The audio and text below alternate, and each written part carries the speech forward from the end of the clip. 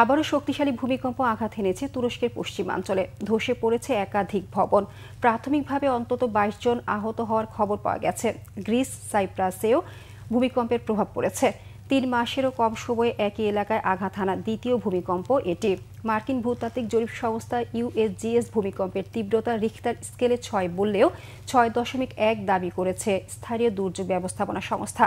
স্থানীয় সময় সোমবার রাত ১০টা ৪৮ বালিকেসির প্রদেশে আঘাত হানা ভূমিকম্পের কেন্দ্রস্থল ছিল ভূপৃষ্ঠ থেকে প্রায় ৬ কিলোমিটার গভীরে।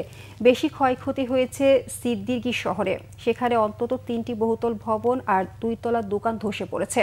ভূমিকম্পের পর একাধিক আফটার শকে কেঁপে উঠেছে পাশের প্রদেশ বুরসা, বারিশা, ইজমির ছাড়াও ইস্তাম্বুল শহর।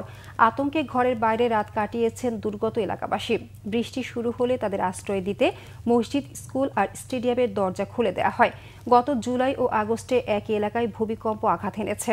২০২৩ সালে হাতাই প্রদেশের আন্তাকিয়া শহরে ৭.৮ মাত্রার ভূমিকম্পে প্রাণহানি হয় অন্তত ৫৩,০০০ মানুষের।